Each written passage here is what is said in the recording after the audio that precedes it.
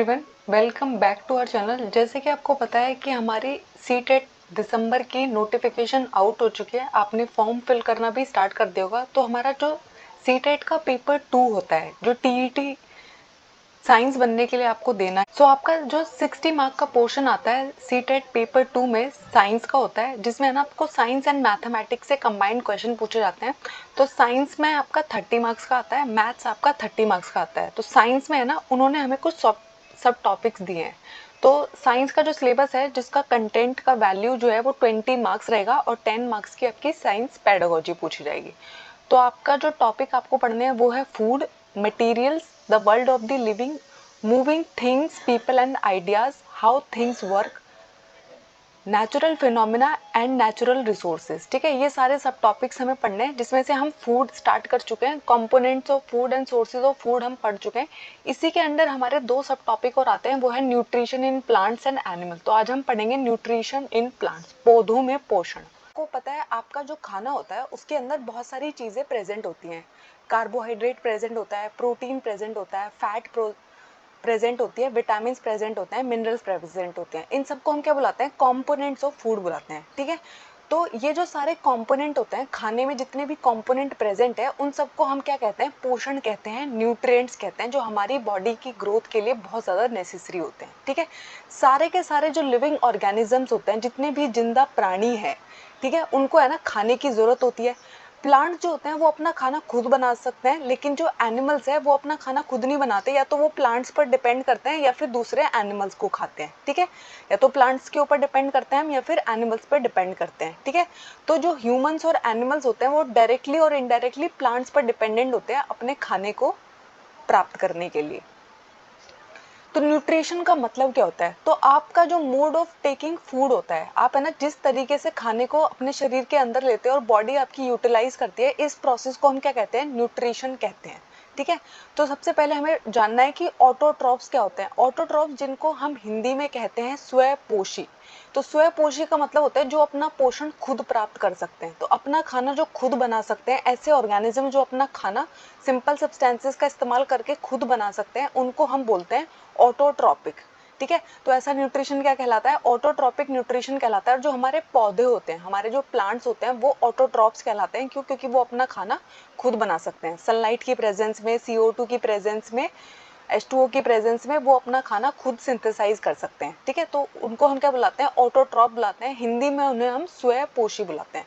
उसके बाद आते हैं हमारे परपोषी, जिनको हम हेटेरोट्रॉप्स बुलाते हैं। तो एनिमल्स और ऐसे ऑर्गेनिज्म जो दूसरों ने जो खाना बना रखा है उसको यूज करते हैं, यानी कि प्लांट्स ने जो खाना बनाया जो उसको खाते हैं, उनको हम क्या बुलाते हैं? उनको हम बुलाते हैं परपोषी, हेटेरोट्रॉप्स। ठीक है, जो दूसरों के बनाए हुए खाने को इस्तेमाल करते हैं, यूज करते हैं, उसके ऊपर डिपेंड रहते हैं, उनको हम बुलाते हैं हेटेरोट्रॉप। तो आपको क्लियर हो गया होगा कि ऑटोट्रॉपिक न्यूट्रिशन क्या होता है और हेटेरोट्रॉपिक न्यूट्रिशन क्या होता है। ऑटोट्रॉप्स कौन कहलाते हैं और हेटेरोट्रॉप्स कौन कहलाते हैं? तो मुझे बताइए कि जो ह्यूमंस होते हैं वो क्या होते हैं? ऑटोट्रॉप होते हैं या फिर हेटेरोट्रॉप होते हैं? नेक्स्ट है फोटोसिंथेसिस, जिसे हिंदी में हम प्रकाश संश्लेषण कहते हैं। तो आपकी जो पत्तियां होती हैं, लीव्स होती है, उनको हम फूड फैक्ट्रीज कहते हैं। प्लांट्स की जो फूड फैक्ट्रीज है वो कौन होती है? पत्तियां होती है। आपसे 1 मार्क में क्वेश्चन पूछा जाता है कि फूड फैक्ट्रीज कौन है प्लांट्स की? तो लीव्स जो होती हैं वो फूड फैक्ट्रीज होती हैं। उसके बाद आता है स्टोमेटा, जिसे हम हिंदी में रंध्र बुलाते हैं। ठीक है, तो अगर आप अपनी पत्तियों को ध्यान से देखोगे ना, उसके ऊपर आपको है ना छोटे छोटे छोटे छेद दिखाई देंगे, टाइनी पोर्स प्रेजेंट होते हैं लीफ के सरफेस के ऊपर, जिनको हम क्या बुलाते हैं? स्टोमेटा बुलाते हैं। और इन पोर्स के बाहर है ना कुछ सेल्स होती हैं जो इसको सराउंड करके रखती है, उनको हम गार्ड सेल्स बोलते हैं। देखो यहाँ पे है ना, मैंने एक स्टोमेटा का पिक्चर लगाया हुआ है। तो आप है ना अगर रंध्र को देखोगे, स्टोमेटा को देखोगे, ठीक है, ये टाइनी पोर है जो आपकी लीफ के सरफेस के ऊपर प्रेजेंट है, और इसके बाहर जो सराउंडिंग सेल्स है उनको हम गार्ड सेल्स बुलाते हैं। फोटोसिंथेसिस में ये हमारी हेल्प करता है। प्लांट जो फोटोसिंथेसिस करते हैं उसमें कौन उसकी हेल्प करता है? स्टोमेटा हेल्प करता है। तो वाटर एंड मिनरल जो होते हैं वो लीव्स में पहुंचते हैं, किसके थ्रू? पाइप्स के थ्रू। जैसे तो सारे के सारे जो न्यूट्रिएंट्स है वो लीफ तक पहुंचते रहते हैं। जमीन में आपने पानी डाला और वो वहां से जाइलम के थ्रू कहाँ पहुंच जाएगा? लीफ तक पहुंच जाएगा। ठीक है, लीव्स के पास है ना एक ग्रीन कलर का पिगमेंट होता है, एक हरे रंग का पिगमेंट प्रेजेंट होता है हमारी लीव्स के पास, जिसको हम क्लोरोफिल कहते हैं। बहुत ज़्यादा इंपॉर्टेंट है, आपको मालूम होना चाहिए कि कौन सा पिगमेंट प्रेजेंट होता है हमारी लीव्स के अंदर।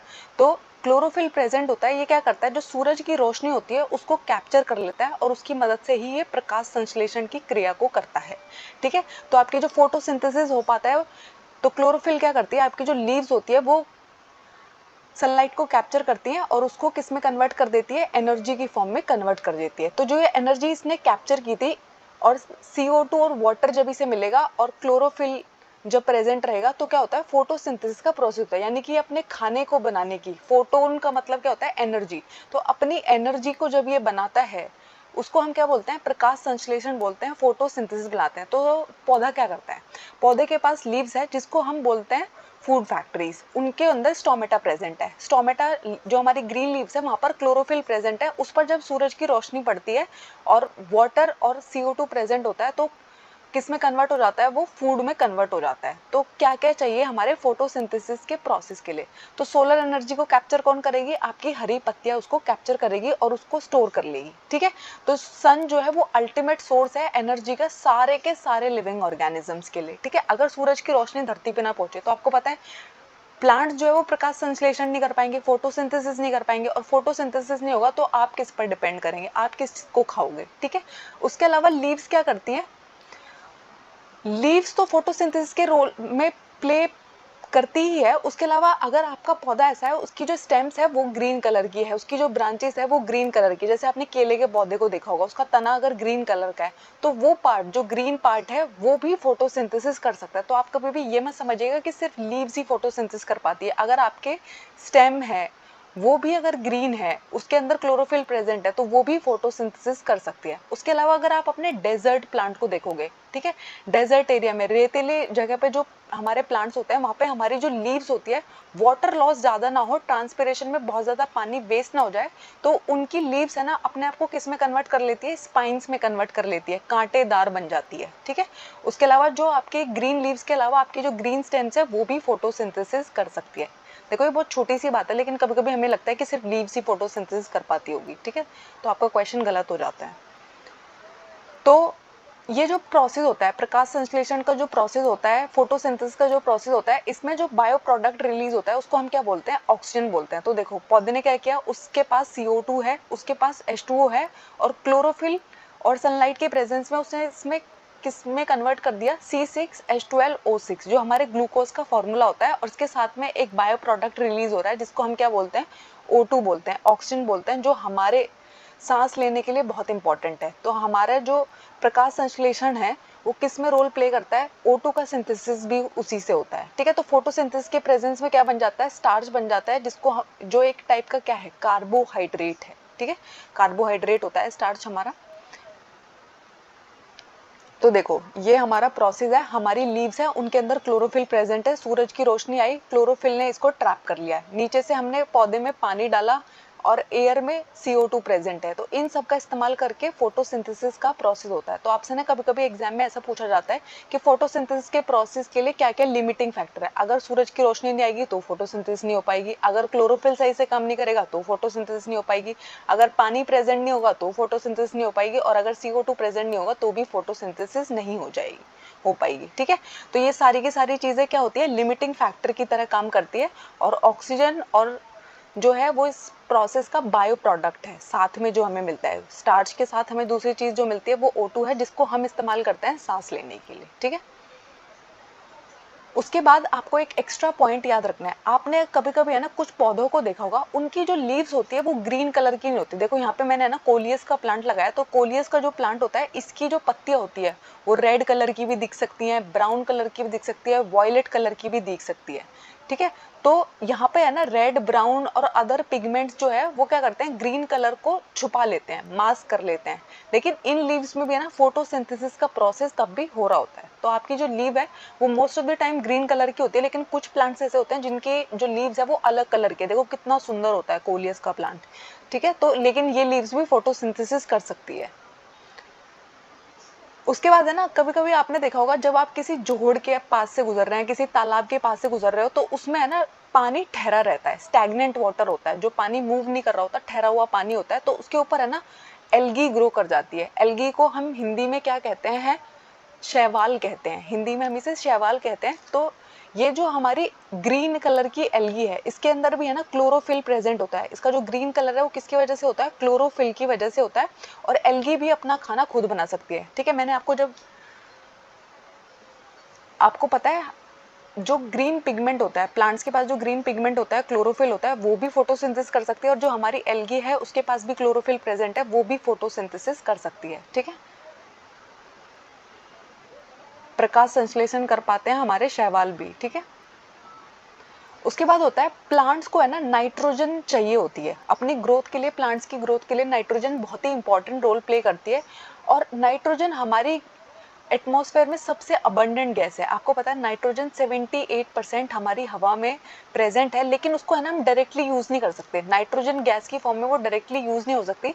तो हमारी जो सॉइल होती है, हमारी जो मिट्टी होती है, उसके अंदर है ना कुछ ऐसे बैक्टीरिया होते हैं जो क्या करते हैं, हमारी जो गैस में जो नाइट्रोजन गैस है उसको ऐसी फॉर्म में कन्वर्ट कर सकते हैं जिसमें उसे हमारे पौधे इस्तेमाल कर सकते हैं, ठीक है। तो आपने कभी कभी देखा होगा जो किसान होते हैं वो क्या कर रहे होते हैं, अपनी खेती में है ना नाइट्रोजन का फर्टिलाइजर ऐड कर रहे होते हैं ताकि हमारे पौधों की ग्रोथ के लिए नाइट्रोजन मिल सके, ठीक है। तो जो बैक्टीरिया हमारी हेल्प करता है नाइट्रोजन फिक्सेशन में, इस प्रोसेस को हम क्या कहते हैं, हमारी जो एटमॉस्फेरिक नाइट्रोजन है वो यूजेबल फॉर्म में कन्वर्ट हो पाए, इस प्रोसेस को हम क्या कहते हैं, नाइट्रोजन फिक्सेशन कहते हैं, ठीक है। नाइट्रोजन फिक्सेशन में जो बैक्टीरिया इनकी मदद करता है उसे हम क्या कहते हैं, राइजोबियम कहते हैं। तो ये क्या करता है, राइजोबियम जो है अपना खाना खुद नहीं बना सकता, इसलिए ना जो हमारी दालों वाले पौधे होते हैं, लेग्यूमिनस प्लांट होते हैं, आपके दालों वाले जितने भी पौधे हैं उनकी जड़ों के अंदर ये राइजोबियम नोड्यूल्स बना बना के रह रहा होता है। तो ये तो है ना नाइट्रोजन को कन्वर्ट करके देता है सॉइल को, और बदले में वो इसको क्या करते हैं, इसको रहने की जगह देते हैं और खाना प्रोवाइड करते हैं, ठीक है। जो लेग्यूमिनस प्लांट्स है वो इसको खाना प्रोवाइड करते हैं। और इस रिलेशनशिप को हम क्या बुलाते हैं, सिम्बायोटिक रिलेशनशिप बुलाते हैं। सिम्बायोटिक रिलेशनशिप का मतलब होता है ऐसा रिलेशनशिप जिसमें दोनों के दोनों एक दूसरे को सपोर्ट कर रहे हैं, मदद प्रोवाइड कर रहे हैं। तो राइजोबियम बैक्टीरिया उनके लिए नाइट्रोजन को फिक्स कर रहा है ताकि प्लांट्स जो है वो नाइट्रोजन को इस्तेमाल कर पाए। और जो आपके लेग्यूमिनस प्लांट्स है, दालों वाले पौधे हैं, वो क्या कर रहे हैं, इसको रहने की जगह दे रहे हैं, इसको खाना दे रहे हैं, ठीक है, क्योंकि ये अपना खाना खुद नहीं बना सकता था। उसके बाद आता है हेटेरोट्रॉपिक, जिनको हम बोलते हैं परपोषी, जो अपने खाने के लिए ना दूसरों पर डिपेंडेंट रहते हैं। तो कुछ प्लांट है ना दूसरे प्लांट्स ने जो खाना बनाया उसको खाते हैं, तो ऐसे प्लांट को हम क्या बोलते हैं, पैरासाइट बोलते हैं। जो है ना दूसरे पे किसी होस्ट बॉडी पर डिपेंड रहता है उसको हम क्या बोलते हैं, पैरासाइट बुलाते हैं, परजीवी बुलाते हैं हम ऐसे प्लांट्स को, ठीक है। तो आपने ना बहुत बार देखा होगा, ऐसा वाला सीन आपने बहुत बार देखा होगा, एक प्लांट को आपने देखा होगा उसके ऊपर है ना ऐसे जड़ी सी निकल रही होती है, ठीक है, ऐसे जड़ सी निकल रही जा रही है, पीले कलर की होती है। तो ये किसका प्लांट होता है, ये कसकटा अमरबेल का प्लांट होता है। इसके पास है ना इसका येलो कलर होता है और इसके पास है ना क्लोरोफिल नहीं है। क्लोरोफिल नहीं है तो ये अपना खाना खुद नहीं बना सकता। अगर ये अपना खाना खुद नहीं बना सकता तो ये जिस प्लांट पे रह रहा होता है उसको हम क्या बुलाते हैं, होस्ट प्लांट बुलाते हैं। और उसके सारे न्यूट्रिएंट को ये हॉस्टेरिया के थ्रू सक कर जाता है। तो अमरबेल जिस भी प्लांट के ऊपर रह होती है वो इतने अच्छे से ग्रो नहीं कर पाता क्योंकि उसके सारे इंपॉर्टेंट न्यूट्रिएंट्स को ये चूस जाता है, ठीक है। तो ऐसे ऑर्गेनिज्म जो किसी और के ऊपर फीड कर रहे होते हैं उनको हम क्या बुलाते हैं, पैरासाइट बुलाते हैं, हेटेरोट्रॉप भी बुला सकते हैं। तो आपसे ना ऐसा पूछा जा सकता है कि कसकटा किसका एग्जाम्पल है, पैरासाइट का एग्जाम्पल है, हेटेरोट्रॉप का एग्जाम्पल है। तो ये दोनों का एग्जाम्पल है, ये दूसरे पे डिपेंडेंट है तो ये हेटेरोट्रॉप भी है, और ये होस्ट की बॉडी को नुकसान पहुंचा रहा है, उसकी ग्रोथ को सही से होने नहीं देता है, तो इसलिए ये पैरासिटिक प्लांट का भी एग्जाम्पल है कसकटा, जिसे आप हिंदी में अमरबेल बुलाते हैं। आपने बहुत बार देखा होगा, अगर आपने अभी तक नोटिस नहीं किया तो आप ऐसे प्लांट्स को अब से नोटिस किया कीजिए जिनके ऊपर आपको ऐसे पीले पीले कलर की बहुत सारी स्टेम्स दिखाई दे रही हैं। उसके बाद आते हैं हमारे इंसेक्टिवोरस प्लांट, जिनको हम कीट भक्षी पौधे कहते हैं, हिंदी में कीट भक्षी पौधे देखते हैं। तो आपने है ना ऐसा पिचर प्लांट देखा होगा। पिचर का मतलब क्या होता है, देखने में जग होता है, ठीक है। तो ये है ना इसका जो पत्ती होती है, लैमिना होती है, लीफ होती है, वो अपने आप को मॉडिफाइड कर लेती है जग की शेप में, और इसके ऊपर देखो एक लिड भी है। तो जैसे ही है ना कोई भी इंसेक्ट इसके ऊपर बैठता है, इसके अंदर बैठता है, इसमें है ना बहुत सारे हेयर प्रोजेक्शंस होते हैं और बहुत सारे, तो वो हेयर प्रोजेक्शंस क्या करते हैं, उस कीट को जो इसके अंदर बैठा है, ऐसे इंसेक्ट को जो इसके अंदर बैठा है, जाके उसको ट्रैप कर लेते हैं, और ऊपर से ये जो ढक्कन है ये भी फटाक से खुद को बंद कर लेता है, लिड कवर हो जाती है। तो क्या होता है, अब ये है ना उसको खा जाएंगे। अब देखो कसकटा जो था उसके पास है ना क्लोरोफिल प्रेजेंट नहीं था। लेकिन अगर आप इसके लीव्स को देख रहे होंगे ना, इसके पास तो बहुत ही सुंदर ग्रीन कलर दिखाई दे रहा है, तो क्या ये फोटोसिंथेसिस नहीं कर सकता? देखो ये फोटोसिंथेसिस कर सकता है, फिर ये दूसरों को क्यों खा रहा है? इसको कीट खाने की क्या जरूरत है? तो जो हमारा इंसेक्टिवोरस प्लांट होते हैं, हमारा जो पिचर प्लांट होता है, वो ऐसी सॉइल में उगता है जिसके अंदर है ना नाइट्रोजन डेफिशिएंसी है, नाइट्रोजन की कमी है। तो उस नाइट्रोजन की कमी को पूरा करने के लिए क्या करता है, जो भी कीट आते हैं, छोटे छोटे जो पक्षी आते हैं, उनको खा जाता है और उनके थ्रू अपने नाइट्रोजन को प्राप्त करता है। तो हमारे इंसेक्टिवोरस प्लांट में क्या होता है, एक पिचर लाइक जग लाइक स्ट्रक्चर होता है जो मॉडिफाइड पार्ट होता है लीफ का, ठीक है। इसके अंदर है ना एक लिड भी लगी होती है। तो जैसे ही वो जो हेयर्स है उनमें आपका कीट फंस गया, आपका इंसेक्ट फंस गया, तो एकदम से आपकी जो है लिड क्लोज हो जाएगी और वो जो इंसेक्ट है उसमें जो बहुत सारे डाइजेस्टिव जूस ये सिक्रीट करेगा, उसमें उसको खा जाएगा और उसके न्यूट्रिएंट्स एब्जॉर्ब कर लेता है। और ये ऐसा क्यों करता है? क्योंकि ये ऐसी सॉइल में ग्रो करता है जहाँ पे नाइट्रोजन की डेफिशिएंसी है। तो अपनी नाइट्रोजन की डेफिशिएंसी को दूर करने के लिए ये प्लांट क्या करता है, इंसेक्ट को खाता है। इवन छोटे छोटे चूहे, छोटे छोटा फ्रॉग भी अगर इसके अंदर घुस गया ना, तो उसको भी ये खा जाता है, ठीक है। तो ये है हमारे कीट भक्षी पौधे। पिचर प्लांट का आपसे पूछा जा सकता है एग्जाम्पल कि पिचर प्लांट कैसा प्लांट है, इंसेक्टिवोरस प्लांट है, ठीक है। क्या ये फोटोसिंथेसिस कर सकता है? यस, ये फोटोसिंथेसिस कर सकता है। फिर ये क्यों खा रहा है? क्योंकि ये नाइट्रोजन डेफिशिएंट सॉइल में ग्रो करता है, ठीक है।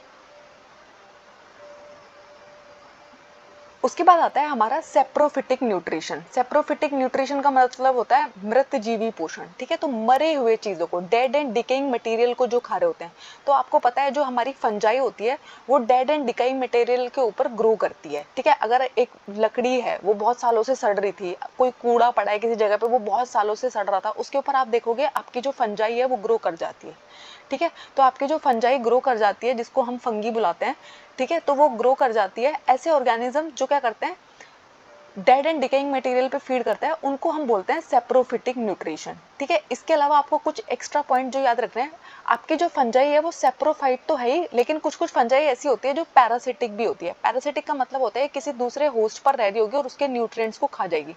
तो आपकी जो पक्सीनिया फंजाई होती है, ये है ना वीट के ऊपर, आपका जो गेहूं का पौधा है उसके ऊपर लग जाती है और उसको खा जाती है। तो इसलिए ये कैसे है, पैरासिटिक का एग्जाम्पल है। उसके अलावा जो आपकी एल्ब्यूगो फंगी होती है, एल्ब्यूगो फंगी क्या करती है, आपका जो सरसों का पौधा होता है उसके ऊपर ग्रो करती है और उसको नुकसान पहुंचाती है। तो आपसे है ना फंजाई सेप्रोफाइट भी है एज वेल एज पैरासिटिक भी हो सकती है। तो ये दोनों पैरासिटिक फंजाई के एग्जाम्पल है, कौन, पक्सीनिया एंड एल्ब्यूगो।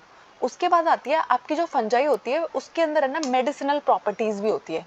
तो जो पेनिसिलिन होती है वो हमें एक फंजाई से मिलती है, जिसको हम एज अ एंटीबायोटिक यूज करते हैं। और उसको डिस्कवर किसने किया था, अलेक्जेंडर फ्लेमिंग ने किया था। जीके में आपका क्वेश्चन पूछा जाता है, सीटेट में पूछा जाता है, कोई भी आप टीचिंग एग्जाम दोगे वहां पूछा जाएगा, कोई भी कॉम्पिटिटिव एग्जाम दोगे वहां पूछा जाएगा, ठीक है। तो फंजाई की डिस्कवरी किसने की थी, पेनिसिलिन फंजाई की डिस्कवरी किसने की थी, अलेक्जेंडर फ्लेमिंग ने की थी। Penicillin as a medicine use होती है, एज अ एंटीबायोटिक यूज होती है, ठीक है। तो फंजाई जो होते हैं, कुछ ऑर्गेनिज्म ऐसा करते हैं, वो है ना साथ में रह रहे होते हैं और सिम्बायोटिक रिलेशनशिप दिखाते हैं। तो सिम्बायोटिक रिलेशनशिप का मतलब ये होता है, जब फंजाई है ना ग्रो कर रही होती है एल्गी के साथ में, आपका कवक और शैवाल जब आपस में ग्रो कर रहे होते हैं, तो क्या होता है, फंजाई क्या करती है, उसको है ना रहने की जगह प्रोवाइड करती है और जो एल्गी होती है वो उसको खाना बना के देती है। क्योंकि आपकी जो फंजाई होती है वो तो खाना नहीं बना सकती, फोटोसिंथेसिस नहीं कर सकती, लेकिन आपकी एल्गी जो है वो फोटोसिंथेसिस कर सकती है। तो ऐसे रिलेशनशिप को हम क्या बुलाते हैं, सिम्बायोटिक रिलेशनशिप बुलाते हैं। और जब एल्गी और फंजाई साथ में रह रहे होते हैं तो इसको हम क्या बोलते हैं, लाइकन्स बोलते हैं इनको हम, ठीक है। तो फंजाई शेल्टर प्रोवाइड करती है, वाटर एंड मिनरल्स प्रोवाइड करती है, और एल्गी क्या करती है, बदले में फंजाई के लिए खाना प्रोवाइड करती है। तो इस रिलेशनशिप को क्या हम बोलते हैं, सिम्बायोटिक रिलेशनशिप बोलते हैं। और इससे पहले मैंने आपको एक और सिम्बायोटिक रिलेशनशिप पढ़ाया है, ठीक है, इसी चैप्टर में। उसके अलावा क्या होता है, आपकी जो बिल्डिंग्स होती है वो ईंटों से मिलके बनी होती है। वैसे ही जो आपका शरीर की सबसे बेसिक यूनिट है उसको हम क्या बुलाते हैं, सेल। तो सेल जो होती है वो स्ट्रक्चरल एंड फंक्शनल यूनिट होती है हमारी लाइफ की।